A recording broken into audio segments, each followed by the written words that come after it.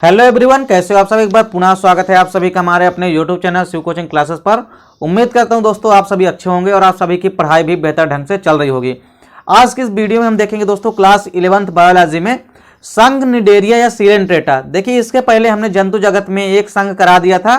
हमने आपको इसके पहले पोरीफेरा संघ जो है करा दिया है। यदि आपने अभी नहीं देखा तो आप प्लेलिस्ट में जाकर के देख सकते हैं। इस वीडियो में हम देखेंगे संघ, निडेरिया या सीलेंट्रेटा क्या होता है या इनके सामान्य लक्षण जो भी होते हैं वो हम आज की इस वीडियो में आपको बताएंगे। तो आइए सीधे वीडियो को स्टार्ट करते हैं।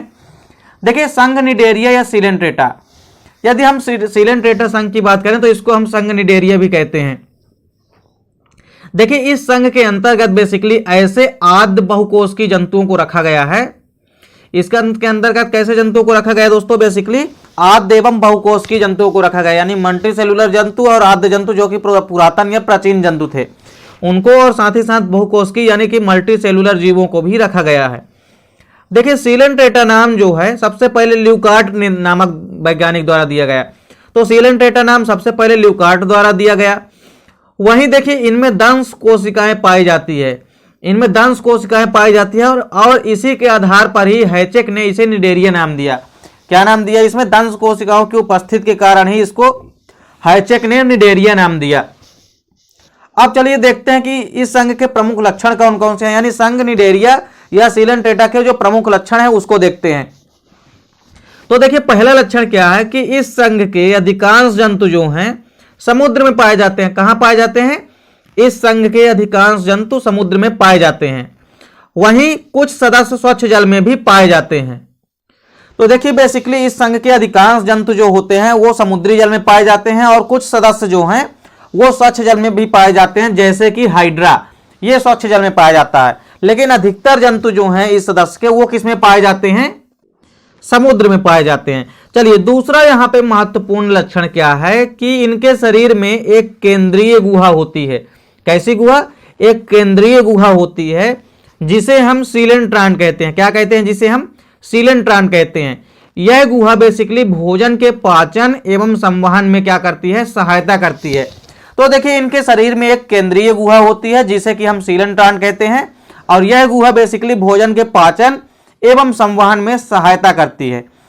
तीसरा महत्वपूर्ण लक्षण है कि इनका शरीर जो होता है यह भी कैसा होता है? संघ पोरीफेरा के जैसे ही डिप्लोब्लास्टिक होता है, यानी इनका शरीर भी दो स्तरों का बना होता है, दो जनन स्तरों का बना होता है, जिसमें पहली होती है एक्टोडर्म तथा एंडोडर्म, और दोनों स्तरों के मध्य में एक जिलेटिन युक्त स्तर होता है जिसे हम क्या कहते हैं? मीजोग्लिया कहते हैं। क्या कहते हैं? जिसे हम मीजोग्लिया कहते हैं। तो इस संघ के जो शरीर, इस संघ के जो जंतु होते हैं उनका शरीर डिप्लोब्लास्टिक होता है, यानी द्विजनकी स्तर ही होता है, जो कि एक्टोडर्म और एंडोडर्म में विभाजित होता है, और एक्टोडर्म एवं एंडोडर्म के बीच में मीजोग्लिया जो है उपस्थित होती है। चलिए नेक्स्ट लक्षण है कि शरीर के अग्रभाग पर क्या होता है कि उभार होता है, जिसे हम हाइपोस्टोम कहते हैं। क्या कहते हैं? जिसे हम हाइपोस्टोम कहते हैं। और हाइपोस्टोम के ऊपर जो है मुख की उपस्थिति होती है तथा मुख के चारों ओर धागे नुमा स्पर्शक, जिसको हम टेंटिकल्स भी कहते हैं, तो ये पाए जाते हैं। तो मुख्य रूप से पहला क्या है कि इस संघ के अधिकांश जंतु जो है समुद्री जल में पाए जाते हैं, कुछ सदस्य स्वच्छ जल में पाए जाते हैं जैसे हाइड्रा। दूसरा था कि इनके शरीर में एक केंद्रीय गुहा पाई जाती है जिसे हम सीलेंट्रान कहते हैं, और यह गुहा भोजन के पाचन एवं संवहन में सहायता करती है। तीसरा है कि इनका शरीर डिप्लोब्लास्टिक होता है, यानी द्विजनकी स्तरीय होता है, जिनमें एक्टोडर्म एवं एंडोडर्म होते हैं तथा इन दोनों के मध्य परत में जिलेटिन युक्त एक मीजोग्लिया उपस्थित होती है या पाई जाती है। और चौथा है कि शरीर के अग्रभाग पर उभार पाया जाता है जिसे हम हाइपोस्टोम कहते हैं, और हाइपोस्टोम के ऊपर मुख उपस्थित होता है तथा मुख के चारों ओर अनेक धागे नुमा जो है स्पर्शक या जिसको हम टेंटिकल्स कहते हैं ये पाए जाते हैं। अगला है कि इनका शरीर जो होता है वो अरीय यानी कि त्रिज्या सममित युक्त होता है। देखिए बेसिकली जो त्रिज्या सममित वर्ड है यह पादपों की भाषा में यूज किया जाता है। जैसे फ्लावर में हम देखते हैं कि फ्लावर कैसा है, एक्टिनोमार्फिक है कि जाइगोमार्फिक है, उसी प्रकार जंतुओं में यदि हम आते हैं तो इसको अरीय सममिति बोलते हैं बेसिकली, या इसको हम त्रिज्या सममित भी कह सकते हैं। तो अरीय सममिति जो होती है या त्रिज्या सम्मति होता है इनका शरीर। इनका शरीर कैसा होता है? अरीय सममित यानी कि रेडियल सिमेट्रिकल होता है। चलिए इसके बाद अगला विशिष्ट लक्षण है कि इनका शारीरिक संगठन जो होता है वो ऊतक स्तर का होता है, यानी टिश्यू लेवल का इनका बॉडी ऑर्गेनाइजेशन जो है पाया जाता है। अगला है कि इनमें बहुरूपता पाई जाती है, यानी शरीर जो है दो रूपों में पाए जाते हैं। देखिए पहला तो है बेलनाकार या पॉलिप के रूप में शरीर पाया जाता है, वहीं दूसरा है कि प्याले या छाते नुमा के रूप में भी शरीर इनका पाया जाता है। प्याले या छाते नुमा की बात करें, मेडूसा रूपी शरीर जो पाया जाता है, इसका एग्जाम्पल है फाइसेलिया। तो देखिए फाइसेलिया जो है प्याले या छाते नुमा मेडूसा समान संरचना होती है, और कुछ सीलेंट्रेट में केवल एक ही रूप में पाया जाता है, जैसे हाइड्रा हो गया, ओवेलिया। ये दोनों कैसे होते हैं, ये दोनों एक ही रूप में पाए जाते हैं, यानी ये दोनों बहुरूपता प्रदर्शित या द्विरूपता प्रदर्शित नहीं करते हैं। चलिए अगला है कि प्रजनन जो होता है, प्रजनन जो है लैंगिक एवं अलैंगिक यानी सेक्सुअल और असेक्सुअल दोनों प्रकार का होता है, यानी दोनों विधियों से सेक्सुअल व असेक्सुअल रिप्रोडक्शन पाया जाता है। अगला है कि जो अलैंगिक प्रजनन होता है या अलैंगिक जनन होता है वो कलिकायन यानी कि बडिंग के द्वारा होता है, वहीं जो लैंगिक जनन होता है नर व मादा युग्मकों के द्वारा होता है। यानी मुख्य रूप से जो अलैंगिक जनन होता है उसमें बडिंग या कलिकायन रूपी शरीर निकलता है बाहर और उससे एक नया जीव बनता है। वहीं लैंगिक प्रजनन में क्या होता है कि मेल और फीमेल गैमीट आपस में मिलते हैं, तब लैंगिक जनन होता है।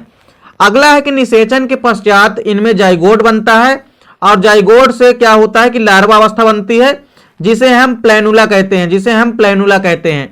तो इस प्रकार निषेचन के बाद इनमें जाइगोट भी बनता है, और जाइगोट के पश्चात लार्वा युक्त संरचना बनती है, जिसे हम प्लेनुला कहते हैं। अब देखिए इनमें जो पाचन है वो आंशिक रूप से प्रायः अंतःकोशिकीय होता है एवं आंशिक रूप से अंतराकोशिकीय भी होता है। मुख्य रूप से अंतःकोशिकीय होता है और आंशिक रूप से अंतरकोशिकीय प्रकार का पाया जाता है इनमें पाचन। चलिए अगला है कि इनमें जो एक्टोडर्म होती है उनमें विशेष प्रकार की दंश कोशिकाएं जो है पाई जाती है। इनके एक्टोडर्म में विशेष प्रकार की दंश कोशिकाएं पाई जाती है, जिसे हम क्या कहते हैं, इंग्लिश में नोटोप्लास्ट कहते हैं। और नोटोप्लास्ट की उपस्थिति के कारण ही सीलेंट्रेटा संघ को हम निडेरिया नाम दिया गया है।